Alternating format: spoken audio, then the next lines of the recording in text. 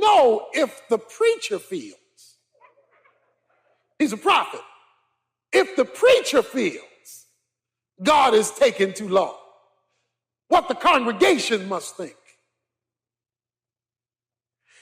He probably didn't say this on a Sunday morning when everybody could hear, because his job is to tell folk it's going to be all right. But in his own solemn assembly, he said, how long? So one problem that he's facing is God is taking too long to come through. Anybody ever feel? God, I believe you stuff, but you're slow. Even the prophets struggled with the slowness of God. God was not only moving too slow, but his movements were very confusing. He couldn't make sense of it. In fact, God, responding to his statement, says in chapter 1, verse 5, look among the nations, observe, and be astonished, wonder, because I am doing something in your days you would not believe it if it were told to you. So you're taking too long, and I can't figure you out. Now, that's a double problem. One problem is God appearing to move too slow, and another problem is an inability to understand what he is doing because it seems so contradictory. In this particular prophecy, he was going to raise up an evil people called the Babylonians to discipline his people, which causes Habakkuk to say in verse 13, your eyes are too pure to approve of evil, and you cannot look on wickedness with favor. So why do you look in favor on those who deal treacherously? Why are you silent when the wicked swallow up those more righteous than they are? In other words, it's not fair. I know I'm bad, but they worse. You're pure, but you're using them more than you're using me. It's not fair. So you're taking too long. I can't figure out what you're doing, and a little bit I do know is not fair. So you're not the only one who thinks these thoughts about God. Now, it's hard to say it because you sound so unspiritual. You know, it's a lot easier to say, he's going to fix it. He's able. He's a wheel in the middle of a wheel. He's a rose of Sharon. He's a bright morning star. He's balm in Gilead. It's a lot easier to say that. But when you by yourself and you think in your real thoughts, while you believe in him, while you know God is real, there are those times where you have to raise some real questions. Why are you moving so slow, taking so long? Why are you so confusing? I don't understand you. Because what you're doing contradicts what I know about you. Well, the good news is you're not alone. The prophets, he's not the only one, had to struggle with the methodology of God. In fact, he says in the second verse of chapter 3, the last chapter of this book, Lord, I have heard the report about thee and I fear. So now let's watch this thing. You're taking too long. I'm confused. It's not fair, and I'm afraid. A combination of negatives, and he's the preacher. There are only 3 chapters in this book, but it begins off in a pit, but it ends on a peak. It begins down in the despair. Physically, he's a wreck. He's a nervous wreck. Look at the language used in chapter 3, verse 16. I inward parts trembled. At the sound, my lips quivered. Decay entered my bones, and in my place, I trembled. That's a nervous wreck. Physically, I am just done, distraught. I'm falling apart and unraveling at this. Anybody ever felt like they were unraveling? That life was unraveling, just going every which way. Chaos here. Chaos when you get up. Chaos at home. Chaos at work. Just unraveling. That's the situation. Maybe your situation as you look toward the new year, glad it came, but scared to death about where it's going. Glad the past is behind you, but really uncertain about the future in front of you. That was his problem. And he's got to wait quietly, he says at the end of verse 16, for the day of distress, for the people to arise who will invade us. In other words, what he was looking forward to wasn't too exciting to look forward to. His future looked kind of dim. Distress, he called it. I can't take another year like this last one. And yet I don't see much hope for improvement. I wonder if there's anybody here like that today. You just don't see anything. But in the last 3 verses, after he's taken 3.5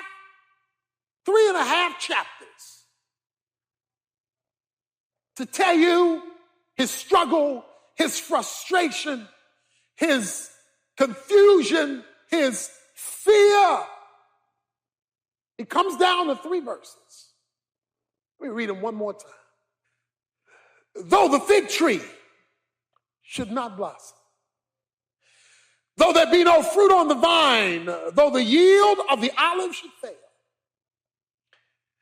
though the field produce no food, though the flock should be cut off from the field, and there be no cattle in the stall, yet I will exalt in the Lord, I will rejoice in the God of my salvation. The Lord God is my strength. He has made my feet like hinds' feet, and he makes me to walk on my high places. There are three options that are generally given by the world, or that people take as they look at negative situations in their life. One way is to resign yourself.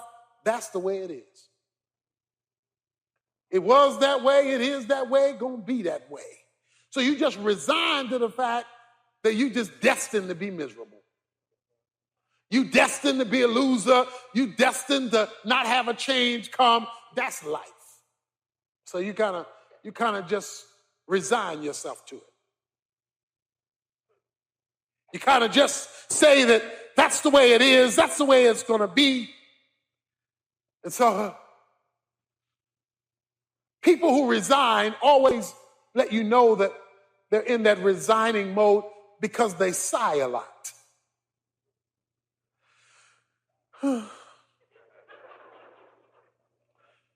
How you doing?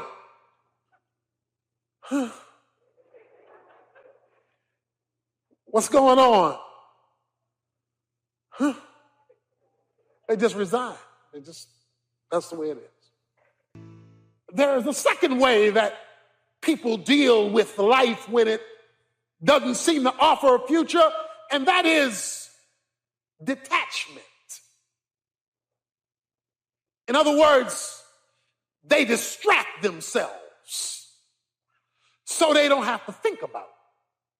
If I can come home and turn on the television, I can be distracted by the shows. If I can perhaps take drugs, I can feel good enough to be distracted from the pain. If I can go out and to just have a good time and party hardy, then I can let that erase. The only problem with detachment is that it's camouflage. In other words, it doesn't fix anything. It just hides it and only hides it for a little while. So you have to be perpetually entertained to perpetually not think about it. But it's always underneath. You always know it's there. There's a third way that people seek to deal with their uncertainty or struggle, and that is, we'll call it bravado. Bravado. Take it like a man. Take it like, hold your chin up. You the man, be the man. I can handle it. I'm a real man or woman. And I'm going to handle it. I'm going to face it. I can take it. My mama raised me to handle anything.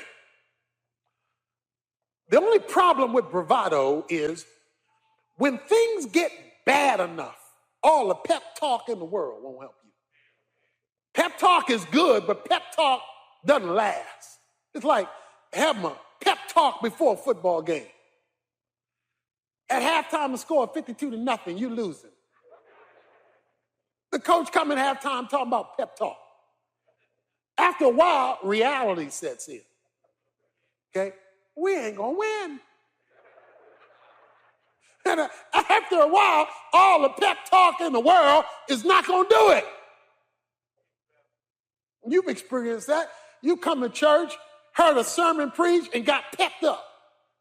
You came to church like this, you heard the sermon, go, yeah, I'm gonna make it. Yeah, you fired up. Yeah. 5 minutes after the benediction. Shucks, this stuff ain't well. Because irreligious pep talk is not enough. So the question we face today is, what do you do when God is taking too long? What do you do when uncertainty is in front of you? What do you do when you are afraid? What do you do when you feel like you're falling apart at the seams? Resignation. That won't do it. Detachment. That's camouflage. That hasn't addressed anything. Bravado only goes so long. Habakkuk says in verse 18, I will exalt in the Lord. He says, even though I have my questions, even though I have my confusion, even though I don't see solution number one in sight, and even though God does not make sense, rather than pretend that nothing is wrong, I am going to exalt in the Lord.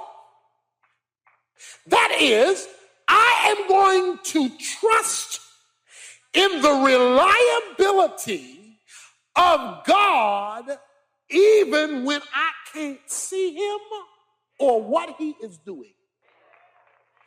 I am going to choose to believe in the reliability of God even in the dark. Learning to trust God in the dark when you have no support for your faith other than who you know him to be. That is the only content you have. Who you know him to be.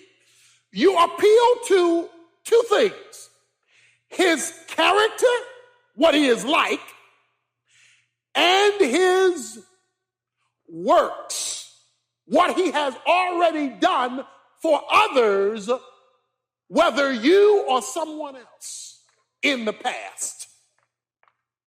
People always say, I'm going to have faith, I'm going to have faith. That's never the question. The question is, in what? What is the object of faith?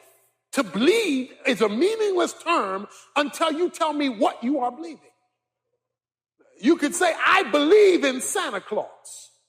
You could say, I believe in the tooth fairy. So your belief system is flawed. Belief only matters if the object has substance. We respond to our circumstances because our circumstances affect us. But he has to make a choice. It is the choice that every believer here today has to make, and that is the choice as to whether you will choose to believe God. That is the question. Will I choose to believe God? I have to believe two things about God. I have to believe, number one, his character. What he told me he is like. And I have to believe it in the dark. I can't see it. I don't feel it. But since he can't lie, it must be true. And you must choose to believe that. Look, you got to believe that when there's no emotional kicking, there's no choir singing, there is no preacher preaching, and you out there by yourself, you got to decide that I'm going to believe what I know to be true about God. And that's one of the things, that's why theology is important, so that you know what to believe when hard times come. You've got to know that you can count on his character, that he is true, that he does have power, that he does have presence even when I do not feel him near, that he is there because he said so. And you got to choose to do that. But then you got to believe something else. You got to believe his works.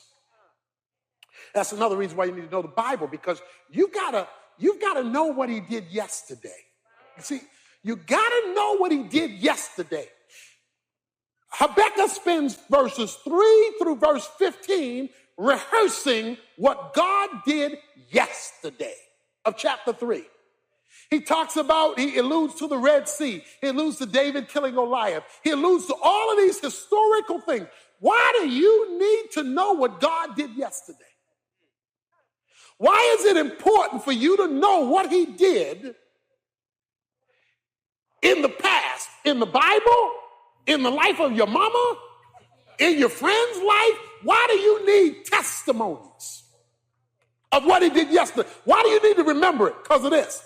He is the same yesterday, today, and forever.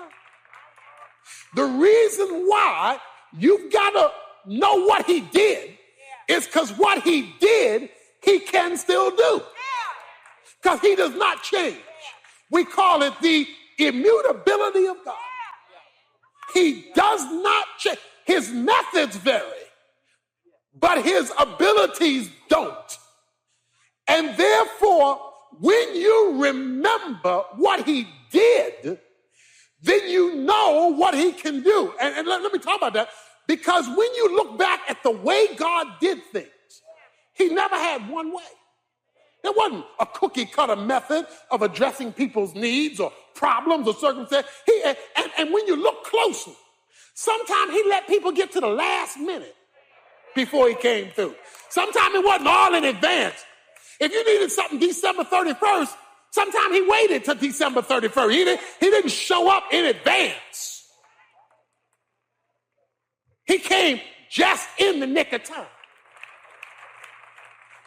You have to choose to trust God in the dark.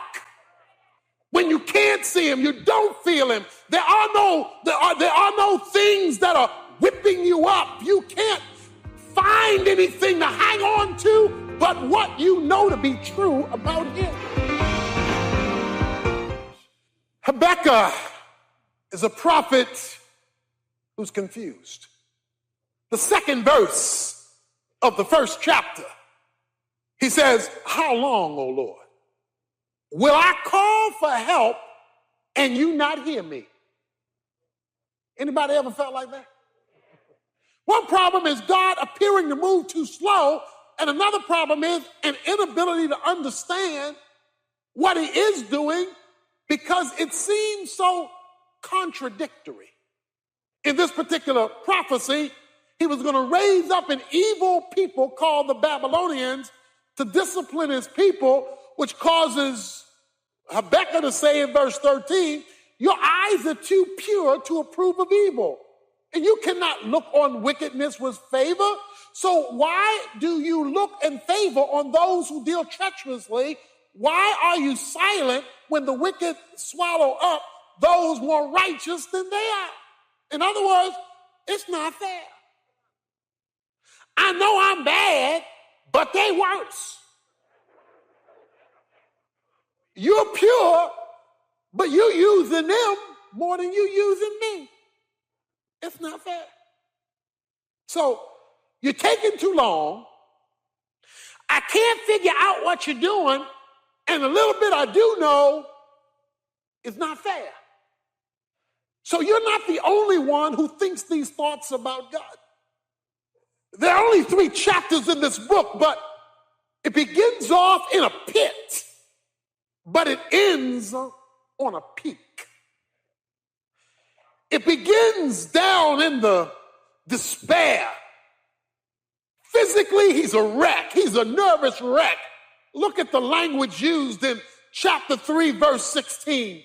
I heard, and my inward parts trembled. At the sound, my lips quivered. Decay entered my bones, and in my place, I trembled.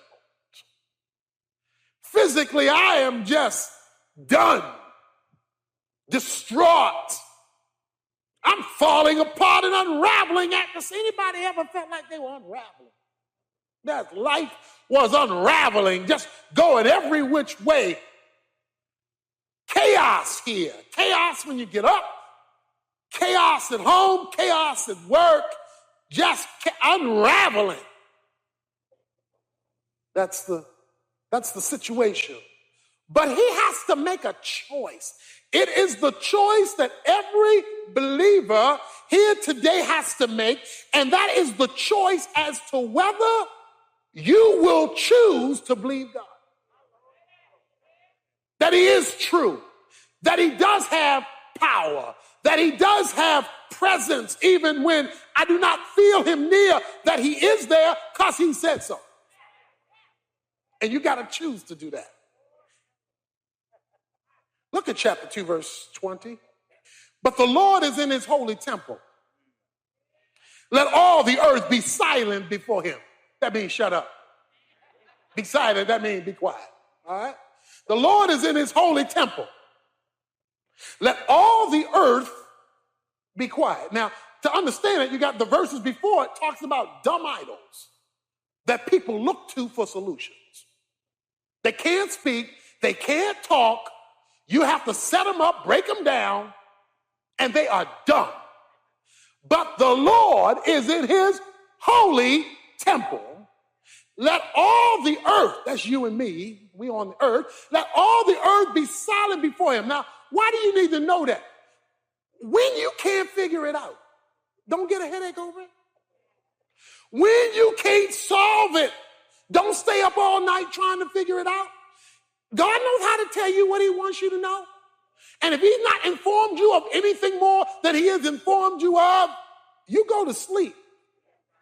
And stop fussing, cussing, and complaining, and be silent before the Lord. In other words, let him do what he's going to do. Leave God alone. He is not a dumb idol. He is not a lifeless being. The Lord is in his holy temple. Let the earth be silent. What do you do in a temple? You worship. Look, in your confusion, you worship.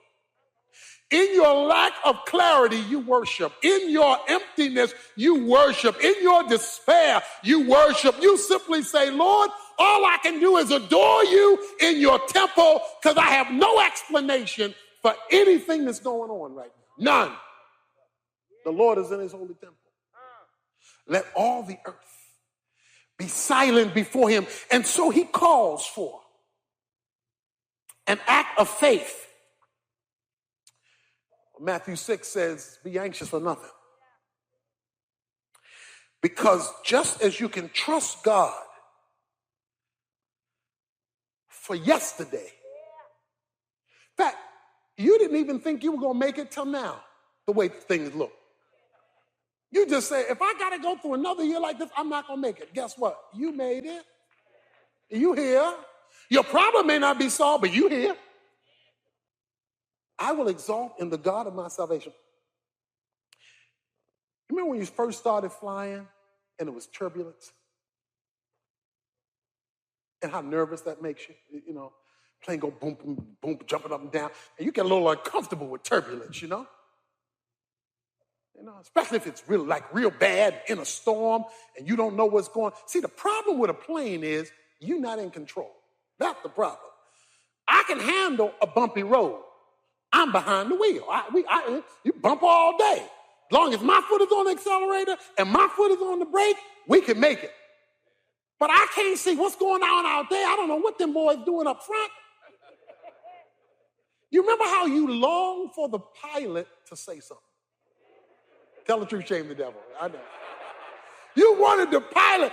You ain't care who you were sitting next to. Them talking about, oh, bumpy flight. You don't know what you're talking about. I want the pilot. And when the pilot said, we are entering into rough air, you could, even though it was rough air, you could take a deep breath. Because he ain't come on and say, we crashing. He said, it's rough air. You heard the voice from up front, a voice you could not see. Entering into God's holy temple in your worship, when things are falling apart so that he can speak to your heart, won't change necessarily the bumpy air until it's time for smooth flying, but at least you know somebody up front has got it under control. Right? And so he says, I will exalt in the Lord. The Lord is in his holy temple. Let all the earth be silent, but before him. You're before him. You can't figure it out? Don't. God knows how to tell you what he wants you to know. Don't be getting a headache over stuff you can't change, stuff you can't fix. You go to the holy temple. He says, I will exalt in the Lord. I choose to do that. I like the way Psalm 34 says, Psalm 34, verses 4 to 7. He says, my fears look to him. My apprehension looked to him. I didn't just talk to everybody else about my distress. I pointed them to him. Right? My fears looked to him. And then it's preceded by the statement, fig tree should not blossom, no fruit on the vine, olive should fail, fields produce no food, flock should be cut off. But the key word is the word though. Somebody say though. Though.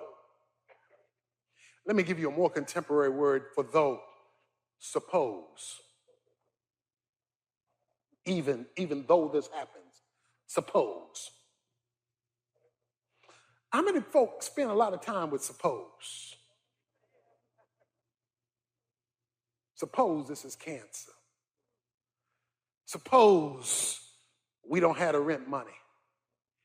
Suppose this job doesn't come through. What are we going to do? That's suppose. We look at all the options.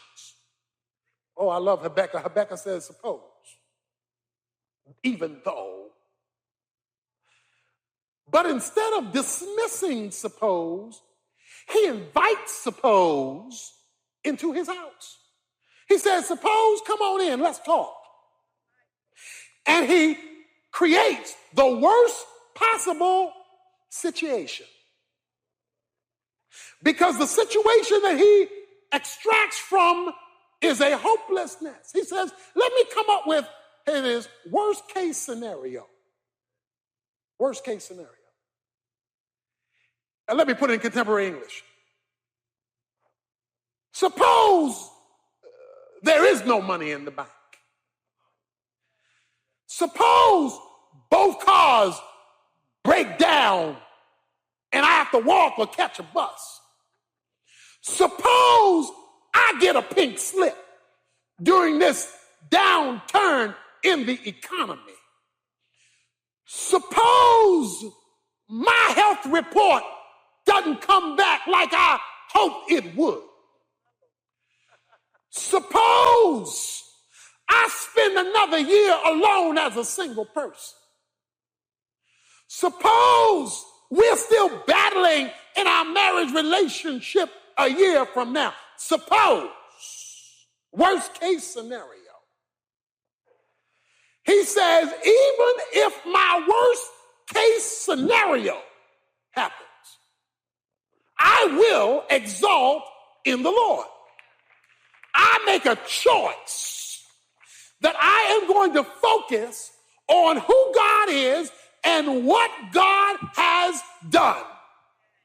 If you make it a conscious decision that I am going to rejoice in the Lord, what will you get out of it? What will come your way? What can you expect to benefit out of if you say you are going to rejoice in the Lord? If you say, I don't have a job, but I'm going to rejoice in the Lord. Things are going bad at home, I'm going to rejoice in the Lord. I'm still single another year, I'm going to rejoice in the Lord. I lost my job, I'm going to rejoice in the Lord. I choose to rejoice in the Lord.